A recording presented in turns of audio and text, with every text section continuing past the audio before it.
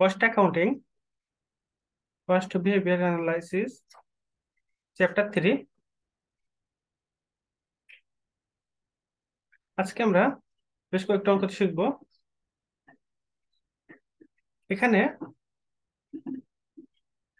AB কোম্পানির total overhead cost এট various level দেওয়া রয়েছে। আজকের অধ্যায়ে আমরা মেইনটেন্যান্স কস্ট নির্ণয় করতে হবে। এখানে আমাদের এপ্রিল মাস থেকে জুলাই মাস পর্যন্ত বেশ কয়েকটি তথ্য দেওয়া রয়েছে। এই তথ্যের ভিত্তিতে আমাদের নিচে বলা হয়েছে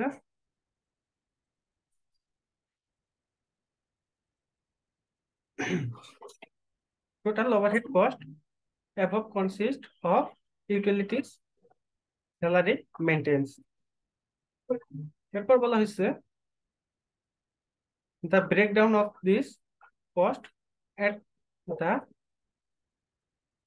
70,000 machine hour level of activity is utility 49,000, salary এটা হচ্ছে আমাদের ফিক্সড কস্ট, এটি হচ্ছে আমাদের 24,000 টাকা, মেইনটেন্স 1,25,000 টাকা। এই তিনটে যোগ করলে আমাদের টোটাল ওভারহেড 1,98,000 টাকা, 1,98,000 টাকা। এখন আমাদের বলা হয়েছে AB company's manager want to break down the maintenance cost into its variable and fixed cost element.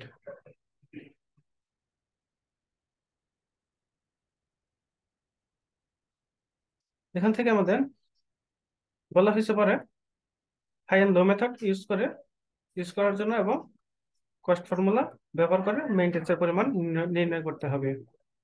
এজন্য আমরা প্রথমে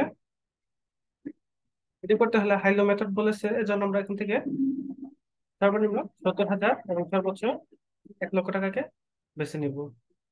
এরপর এখান থেকে আমাদের 70% এবং আমাদের 7,00,000, আমাদের 70,000 আওয়ার এবং 1,00,000 আওয়ারের এই তিনটি খরচ নির্ণয় করতে হবে। চলো অঙ্কটি শুরু করা যাক। প্রথমে আমরা একটি টেবিল করব, ক্যালকুলেশন অফ মেইনটেন্স কস্ট। প্রথমে আমরা লিখব টোটাল ফ্যাক্টরি ওভারহেড কস্ট 1,98,000 টাকা, 70,000 মেশিন আওয়ার্সের জন্য এবং 1,00,000 মেশিন আওয়ারের জন্য 2,66,000 টাকা। এটা আমাদের প্রশ্নে দেওয়া ছিল এখানে। এরপর আমরা লিখব ইউটিলিটি কস্ট। ইউটিলিটি কস্ট আমাদের 49,000 টাকা প্রশ্নে দেওয়া ছিল। আমরা 49,000-কে 70,000 দ্বারা ভাগ করব এবং 1,00,000 দ্বারা গুণ করব, তাহলে আমাদের 1,00,000 মেশিন আওয়ারের ইউটিলিটির পরিমাণ পাবো। এরপর আমরা স্যালারির পরিমাণ নির্ণয় করব। স্যালারিটি আমাদের ফিক্সড, এজন্য আমরা স্যালারির পরিমাণ 24,000 টাকা সেম থাকবে, এটার কোনো পরিবর্তন হবে না। এখন আমরা এই তিনটি কস্ট যোগ করব। তিনটি কস্ট যোগ করলে আমরা পাবো মেইনটেন্স কস্ট। এখানে আমরা মেইনটেন্স কস্ট পাচ্ছি 1,25,000 টাকা এবং 1,00,000-এর ক্ষেত্রে পাচ্ছি 1,72,000 টাকা। এখন আমরা ভেরিয়েবল কস্ট নির্ণয় করবো এই মেইনটেন্স কস্ট থেকে। এই মেইনটেন্স কস্টের ডিফারেন্সটি আমরা এখানে লিখবো এবং মেশিন আওয়ারের ডিফারেন্সটি আমরা ইউনিটের ঘরে লিখবো। তাহলে আমরা ভেরিয়েবল কস্ট পাবো 1 টাকা 57 পয়সা। আমরা ভেরিয়েবল কস্ট পাবো 1 টাকা 57 পয়সা। এখানে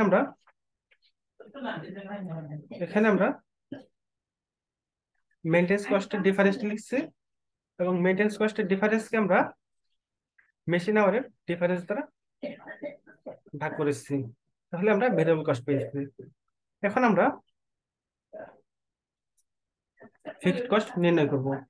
ফিক্সড কস্ট নির্ণয়ের জন্য আমরা এই দুটি অ্যামাউন্টের যে কোনো একটি অ্যামাউন্ট বেছে নিব এবং সেই অ্যামাউন্টের আমরা ইউনিটটিকে এই ভেরিয়েবল কস্ট দ্বারা গুণ করে ফিক্সড কস্ট থেকে আমাদের অ্যামাউন্টের পরিমাণ থেকে বাদ দিব, তাহলে আমরা আমাদের ফিক্সড কস্ট পেয়ে যাব। আমরা আমাদের অ্যামাউন্ট থেকে ভেরিয়েবল কস্টটি বাদ দিব, তাহলে আমরা ফিক্সড কস্ট পাবো 15,000 টাকা। এটাকে আমাদের কস্ট ফর্মুলায় দেখাতে বলছে। এখানে বলা হয়েছে cost formula for maintenance cost. Cost ফর্মুলার জন্য আমাদের লিখতে হবে y equal to A plus BX. y equal to A plus BX. এখানে আমরা আমাদের এর পরিমাণ হচ্ছে, আমাদের এটি হচ্ছে ফিক্সড কস্ট 15,000 টাকা, বি হচ্ছে আমাদের ভেরিয়েবল কস্ট 1 টাকা 57 পয়সা, এবং এক্স এর মান দেওয়া নেই। এর জন্য আমরা লিখবো 15,000 প্লাস 1.57 এক্স। আশা করি সবাই অঙ্কটি বুঝতে পেরেছ। এরপর আমরা এই জাতীয় আরেকটা অঙ্ক দেখবো।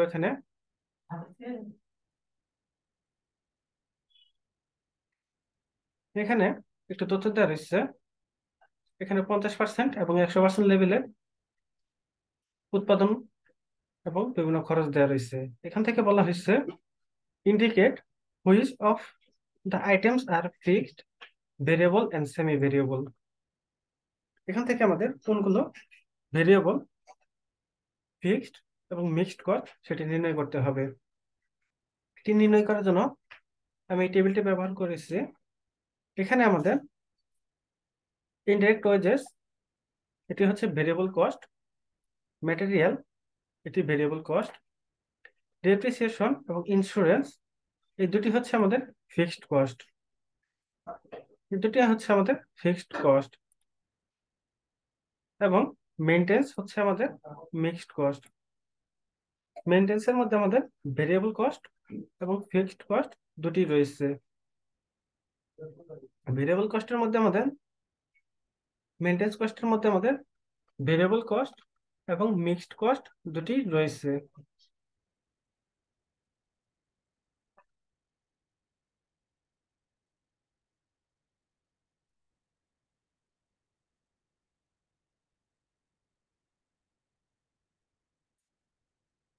আমাদের কোনগুলো মিক্সড কস্ট এবং কোনগুলো ফিক্সড, কোনগুলো আমাদের ফিক্সড কস্ট এবং কোনগুলো আমাদের ভেরিয়েবল কস্ট, এগুলো আমাদের জানতে হবে।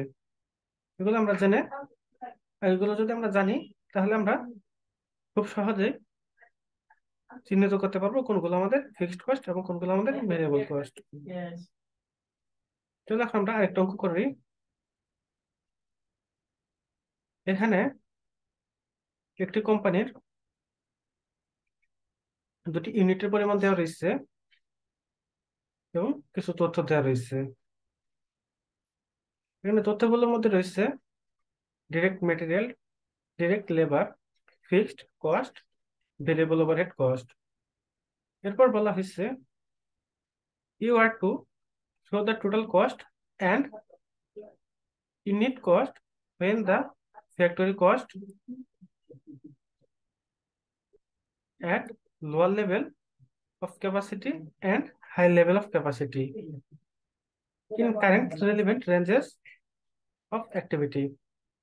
এই তথ্যগুলো থেকে আমাদের হায়ার লেভেল এবং লোয়ার লেভেল এর ক্যাপাসিটির পরিমাণটি নির্ণয় করতে হবে, এবং আমাদের কস্ট পার ইউনিট নির্ণয় করতে বলা হয়েছে। এখান থেকে আমাদের কস্ট পার ইউনিট নির্ণয় করতে হবে। চলো অঙ্কটি শুরু করা যাক। প্রথমে আমরা একটি টেবিল করব। টেবিলে লিখব table for lowest and highest level of activity and cost per unit. এরপর আমরা একটি ডিটেলস এর জন্য ঘর দিব। এরপর একটি ঘর দিব লোয়ার লেভেল 16,000 ইউনিট, এবং আরেকটি ঘর দেব হায়ার লেভেল 27,500 ইউনিট। এরপর আমরা ডাইরেক্ট ম্যাটেরিয়াল লিখবো। আমাদের প্রশ্নটি দেওয়া রয়েছে, আমাদের এখানে 16,500 ইউনিটের সকল তথ্যগুলো এখানে দেওয়া রয়েছে।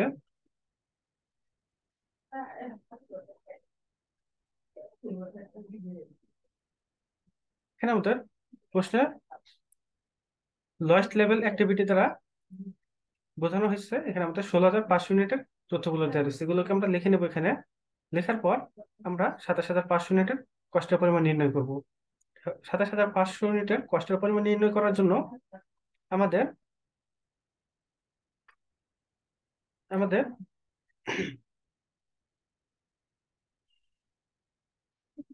Direct material, direct labour, variable factory overhead এই তিনটি খরচকে আমরা আমাদের ইউনিট দ্বারা আমাদের 16,500 ইউনিট দ্বারা ভাগ করব। তাহলে আমরা একটি ইউনিটের দাম পাবো। একটি ইউনিটের দাম পাওয়ার পর আমরা 26,000 আমরা 27,500 ইউনিট দ্বারা যদি গুণ করি, তাহলে আমরা আমাদের প্রতিটি কষ্টের পরিমাণ পেয়ে যাব। আমরা ডাইরেক্ট মেটেরিয়ালের টাকাকে আমরা ডাইরেক্ট মেটেরিয়ালের টাকাকে 16,500 দ্বারা ভাগ করব এবং 27,500 দ্বারা গুণ করব। তাহলে আমরা ডাইরেক্ট মেটেরিয়াল পাবো। ডাইরেক্ট ডাইরেক্ট লেবারের টাকাকে 16,500 দ্বারা ভাগ করব এবং 27,500 দ্বারা গুণ করব। তাহলে আমরা আমাদের ডাইরেক্ট লেবারের পরিমাণ পাবো। এরপর আমরা আমাদের ভেরিয়েবল কস্টের টাকাকে 16,500 দ্বারা ভাগ করব। তাহলে আমরা আমাদের 27,000 ভাগ করবো এবং 27,500 ইউনিট দ্বারা গুণ করব। তাহলে আমরা আমাদের হায়ার লেভেলের অ্যামাউন্ট পাবো। আমাদের ফিক্সড কস্ট প্রতি ক্ষেত্রেই সমান থাকবে। আমাদের ফিক্সড কস্টের কোনো পরিবর্তন হবে না। আমাদের সকল লেভেলেই ফিক্সড কস্টের পরিমাণ সমান। এরপর আমরা এই সকল তথ্যগুলোকে যোগ করলে আমাদের টোটাল কস্ট পাবো। লোয়ার লেভেলের ক্ষেত্রে পাবো 54,000 টাকা এবং আমাদের লোয়ার লেভেলের ক্ষেত্রে পাবো 5,40,375 টাকা এবং হায়ার লেভেলের ক্ষেত্রে পাবো 8,45,642 টাকা 625 টাকা। আমরা আমাদের কস্ট পার ইউনিট নির্ণয়ের ক্ষেত্রে টোটাল কস্টকে ইউনিট দ্বারা ভাগ করব। তাহলে আমরা আমাদের কস্ট পার ইউনিট পাবো। আমাদের কস্ট পার ইউনিট নির্ণয়ের জন্য আমাদের টোটাল কস্টকে ইউনিট দ্বারা ভাগ করতে হবে।